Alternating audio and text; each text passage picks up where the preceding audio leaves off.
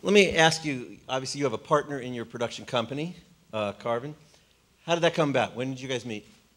Well, we met, I don't want to say the date because that'll date me in here in this room. But we met. It was a while ago. It was the mid-90s. We were both aspiring rappers at one point, and we met at a DJ Jazzy Jeff's company in Philly. It was called A Touch of Jazz Productions.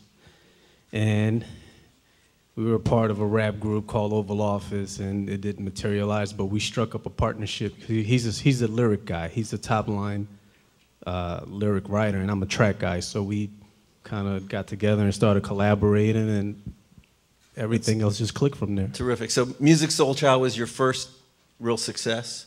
Yes, that was the first major project that we had collaborated on other projects prior to that, but I think that was the one that kind of branded the Carvin and Ivan sound and created our legacy so far. So that was still at a time when CDs were selling? What CDs? What are those things? So yeah, why don't you talk about mechanical royalties? What have you seen over the last 10 years on the projects you've worked on? I mean, unfortunately, I've seen a huge decline in how we got paid back then versus now. And everybody, it's no secret, you know, the lack of the decline in CD sales have contributed to decline in royalties. And I would say it has decreased by about 60, close to 70%. Wow. And so I take it that public performance has been what's taken its place? Oh yeah, it's a lot more emphasis is placed on trying to land a single on a project. So if you don't land a song that can be exploited in terms of radio airplay, sheet music, venue revenue, anything that is performed live and you can derive revenue from it, it's kind of like you're really pitching for pennies.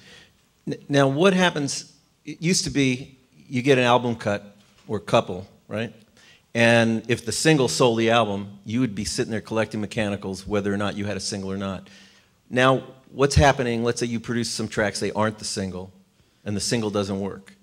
Well, nowadays, I think really before they roll an album out, it's all contingent on how well the single is performing. So if the label puts out a single and it underperforms in the market, they kind of pretty much scrap the project. So if you're a producer, songwriter, and you have invested 6 months, maybe 12 months of your professional time into a project and it gets shelved, you don't get paid. So, and a lot of times now, even if it does come out and it underperforms as an album, you still don't really generate any revenue unless you really have production fees that you've earned as a producer.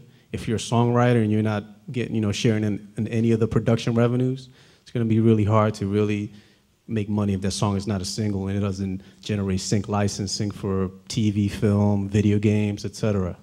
Or, you know, performance royalties. So it's pretty hard to really make it on album cuts these days. Right. I would think so. We've seen the deconstruction of the almost into a singles business again. It has, and I think the public's taste for, you know, a lot more disposable, you know, ready-made music has kind of driven a lot of these other companies to create content that's geared towards, you know, immediate music, you know, like we call it microwave music. And it was an interesting conversation earlier about, you know, mobile technologies, how they, you know, they deliver content to the public, and I think they don't tell you the demographic that they're really delivering this content to is a lot of teenagers. So a lot of the music is music that gets that you listen to in social settings. So the long-term value for a song that's a club hit or something that's to be played on the radio it's not as extensive as something that a country artist might cover that might take on a longer value, you know, in terms of copyright goals. Now, we've talked about mechanicals and public performance. Any other revenue streams that you're seeing developing online that you hadn't been getting? You know, we hear about online, whether it's sheet music or other types of uses. Are you seeing anything appreciable there, or is it still pretty much incremental? Still incremental. I mean, thanks to Sound Exchange coming on board. Shameless plug for this fella right here. Thank you.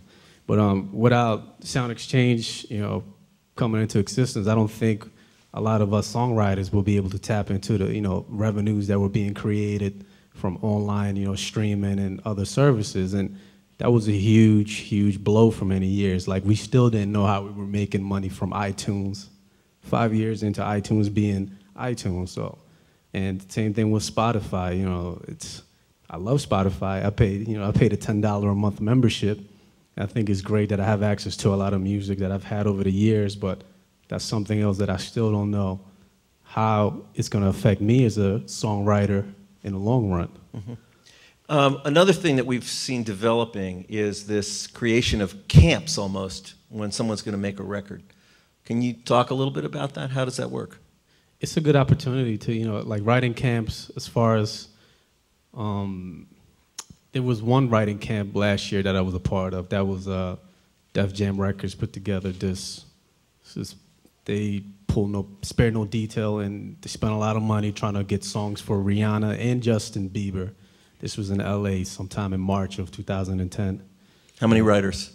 Everybody in urban and pop was there. You know, Stargate, Neo, The Dream, and Tricky, and so it's a who's who of urban pop writers, and it was pretty competitive. You know, you have a lot of those guys shooting for 10 slots, and the funny thing is that it works and it doesn't work. I spoke to some insiders from Def Jam, and they told me they only took 1 or 2 songs from that week-long writing camp. Wow. So, and they brought in a lot of different people. They blended everybody in there. You know, if you had, like me and my partner Carvin, we work a lot together. They try to, you know, they split us up and try to, you know, generate some interesting collaborations, but I don't think it works like that. Right. Did they try to make all of that money recoupable from everybody's royalties?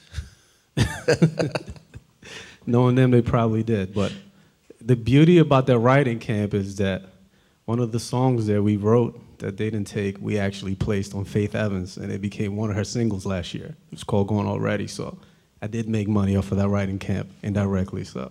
That's terrific. Well, I felt like for once I stuck it to the labels. It's usually the other way around. Well, occasionally that happens. Unfortunately, it's too occasional. But we have about a minute left. Wow, 15 minutes went by already. It goes by real quick. Do you have anything you want to sum up about your life as a songwriter, producer, moving forward? What are your worries? What are your concerns? Well, aside from it being a very therapeutic type of career, I think my concerns are that a lot of emphasis is being placed on generating so-called hits in the music industry. And, you know, it's a single-driven industry. And if you don't have a single, it's almost like you can't really make it. So my concerns is that the next generation coming up is not being taught the proper fundamentals on how to craft songs. You know, I always say that songwriting is like creating a bespoke suit. And now we're kind of going into the buying off the rack mentality, sort of, kind of, and you have to have songs ready in your catalog to go, because you can get a call tomorrow for a song for any artist that's looking for a song, and if you don't have a particular song that they can get on that project, it's going to kind of be hard to really get on projects. So you have to go from being a tailor-made type of tailor to someone who creates off-the-rack wardrobe, but can be a great stylist to know what songs fit the particular artist is looking for songs. So I would say the next generation coming up has to really develop strong fundamentals in how to craft great songs, great lyrics, things that resonate with people on a singular level, you know, more personal content as opposed to ready-made music, because I think that's what's going to shift the focus into creating better long-term artists that rather than just signing pretty faces that, you know, just sell cereal boxes and stuff. So. Thank you very much, and I really appreciate that. Thanks for having me. Thank you.